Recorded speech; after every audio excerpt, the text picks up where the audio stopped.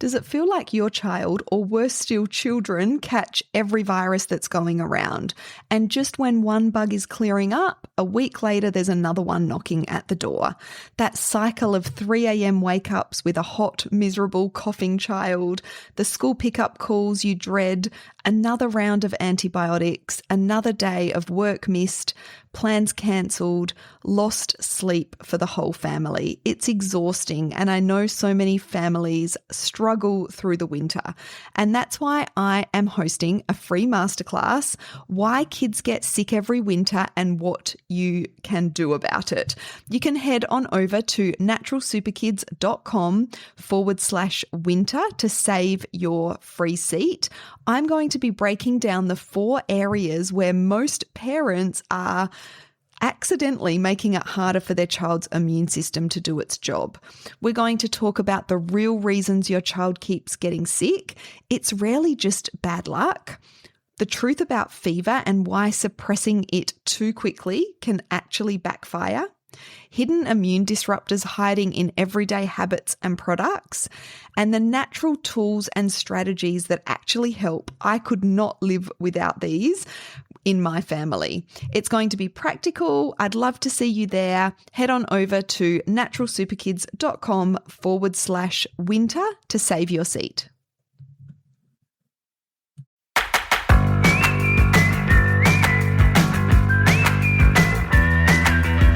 Welcome to the Natural Super Kids podcast, where you will discover practical strategies to inspire you to boost the health and nutrition of your kids. I'm Jessica Donovan, a qualified naturopath specialising in kids' health, and I want to make it as easy as possible for you to raise healthy and happy kids. Let's get into it.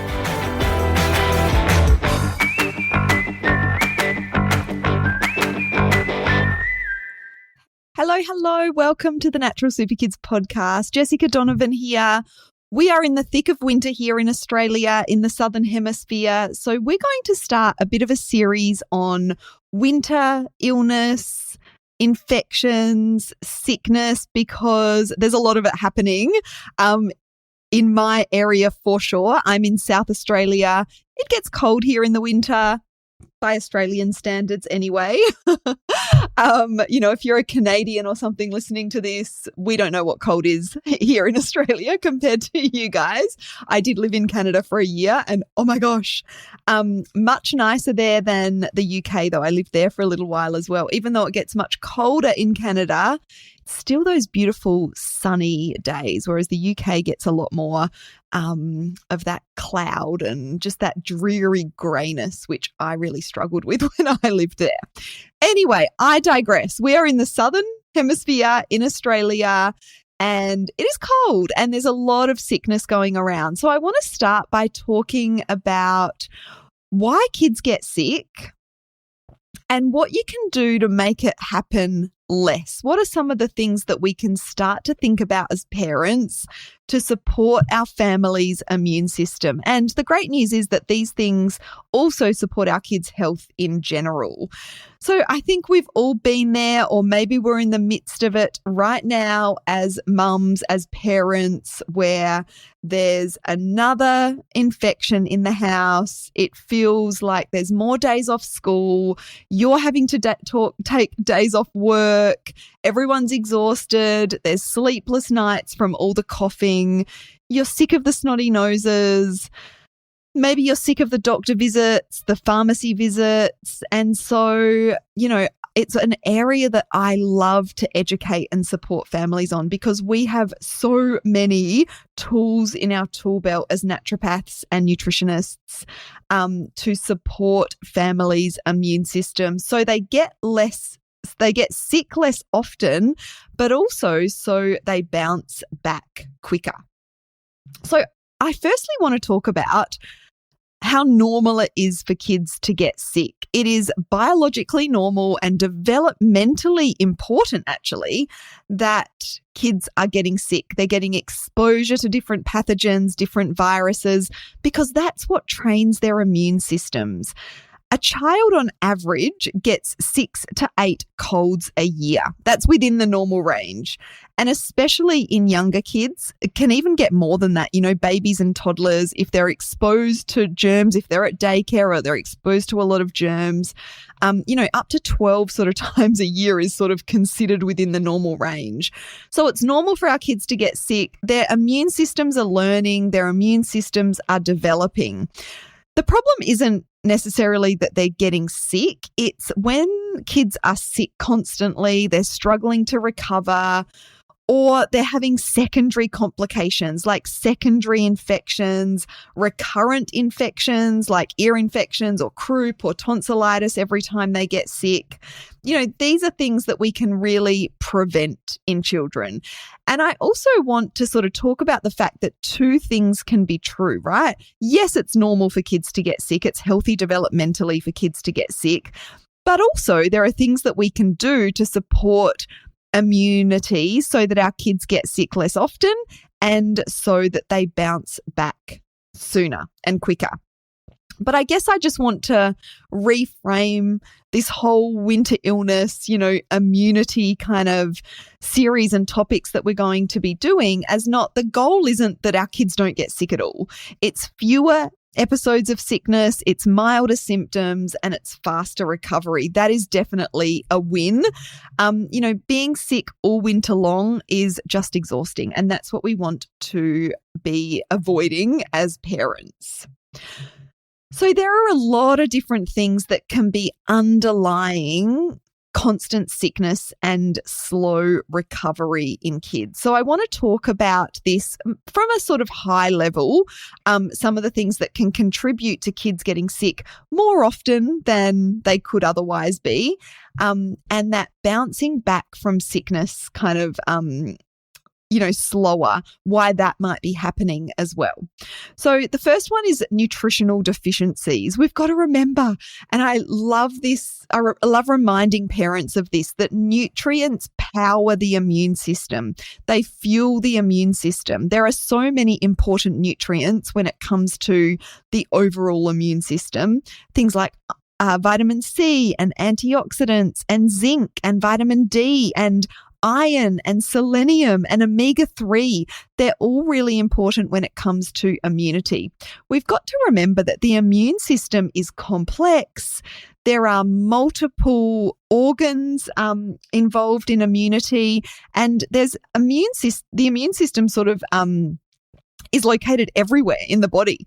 It's in the gut, it's through the blood. We have immune cells everywhere. And so that requires a lot of fuel, a lot of power, and nutrients are what power our immune cells and our immune system in general, I should say. So kids are often, some kids are eating well, some kids are not eating well. There's a lot of nutrient gaps in kids' diets. Even if they're eating relatively well, there can be nutrient gaps, not necessarily deficiencies, but suboptimal levels.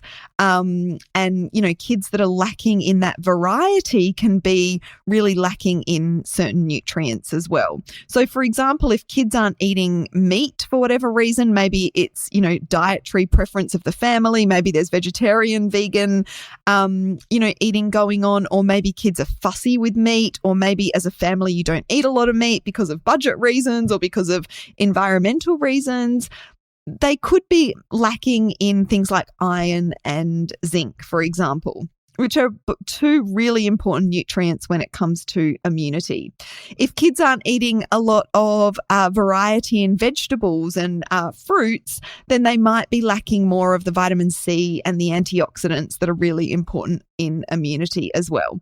So we want to try and encourage a variety of foods in the diet, and make sure we are looking at getting nutrient levels checked in blood tests or with nutritionists or other practitioners that can support these areas if we feel like kids might be lacking. And that could be because of a whole range of reasons, like I said, including fussy and picky eating, which is so common in kids. So nutrient deficiencies are a big reason that kids are getting sick more often than they could be and recovering slower than they could be as well.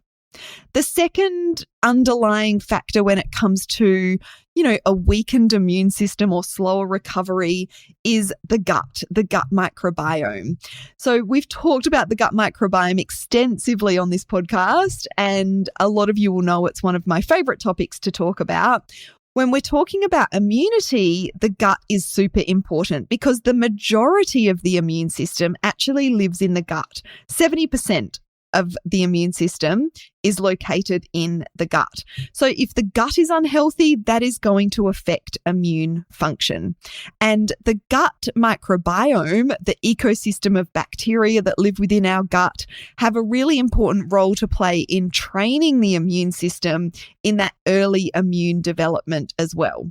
And in kids, that gut microbiome can be disrupted by things like the foods that they're eating, especially if they're lacking in fiber and plant foods. It could be disrupted by things like antibiotics or other medications. And there's a lot of early life factors that can affect how well kids, how healthy a child's gut microbiome is as well. The way that they're born, the way that they're fed as babies, and lifestyle can have an impact as well.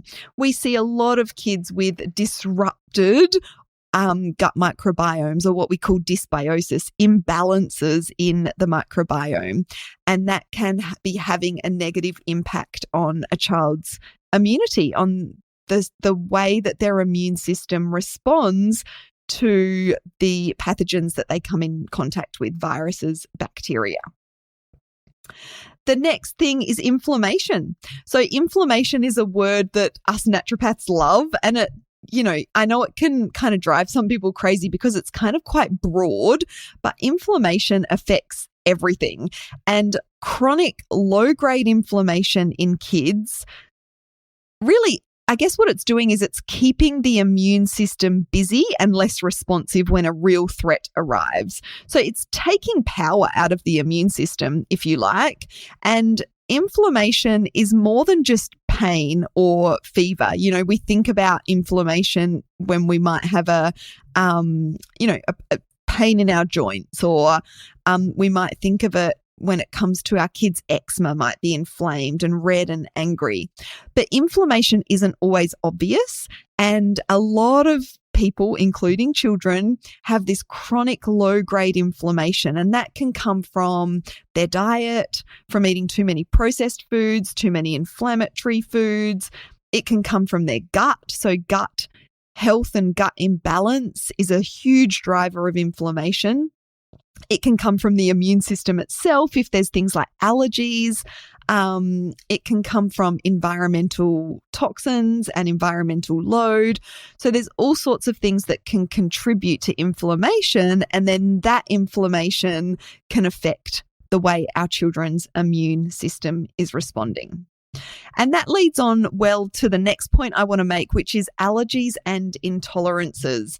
We know just from the work that we do that kids with allergies and intolerances are more prone to infections and sickness through the winter.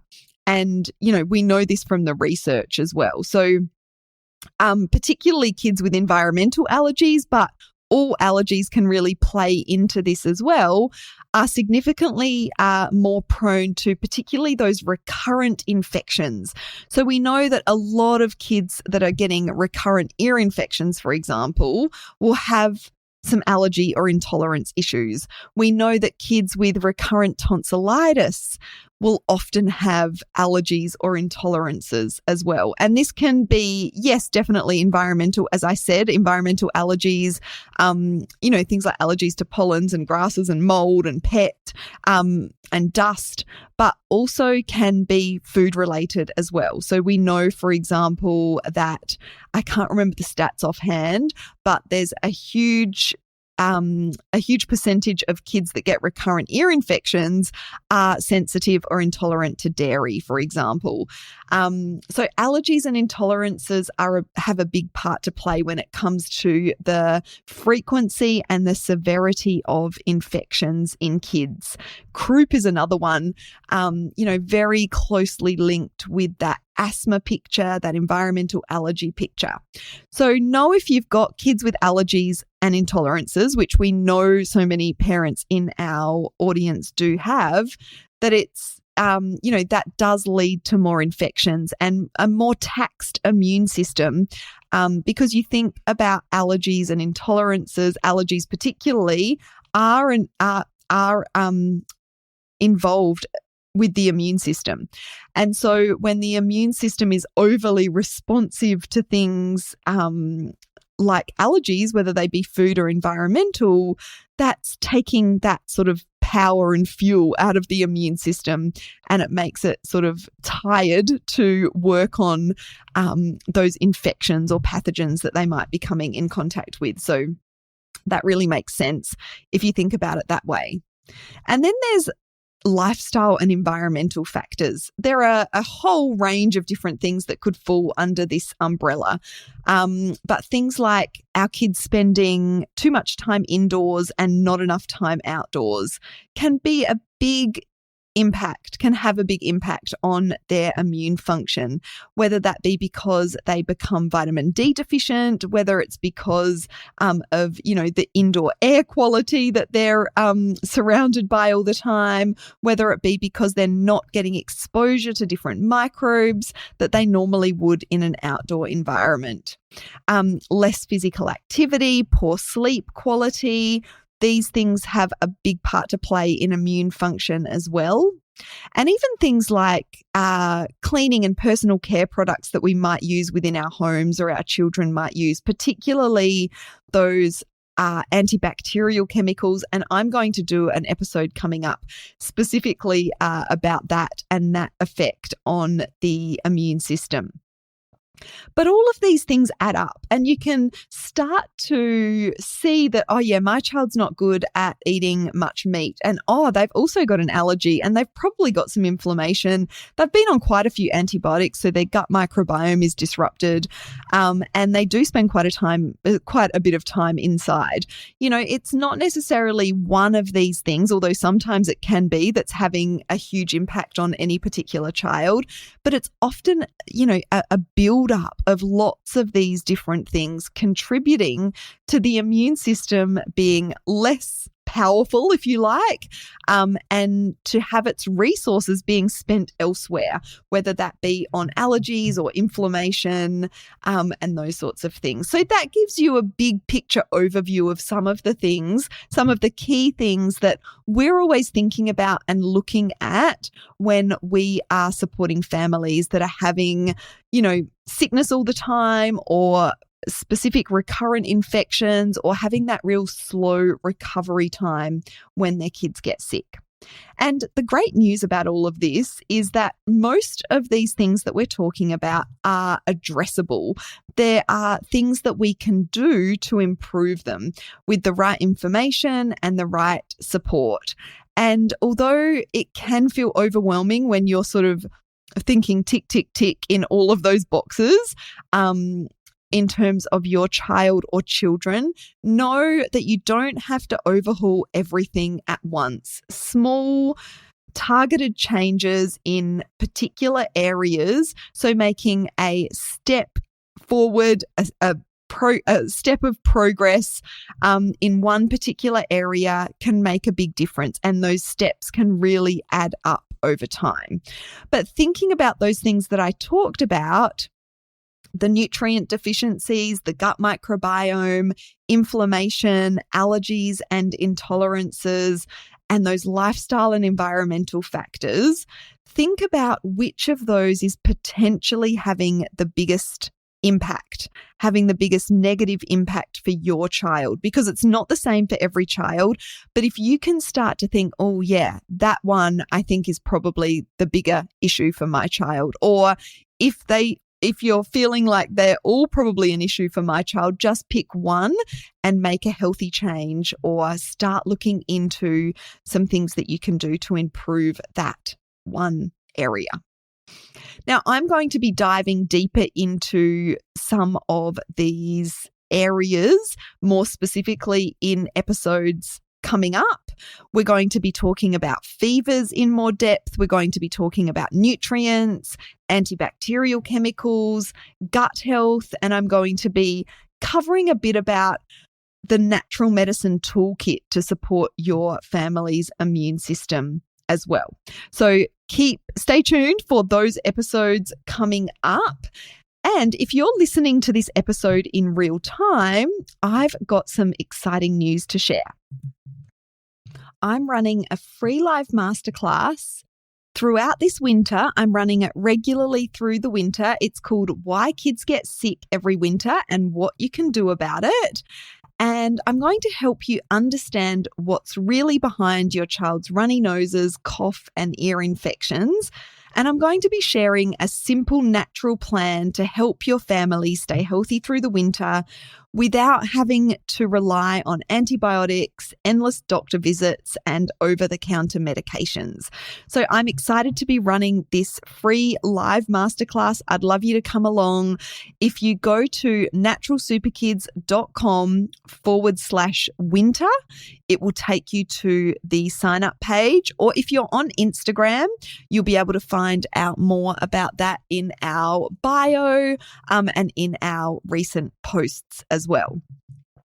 So I hope you've enjoyed this episode. I'd love to see you at the masterclass where we're going to dive deeper, and I'd love you to tune into the upcoming episodes that are going to be winter immunity focused as well. Thanks so much for listening.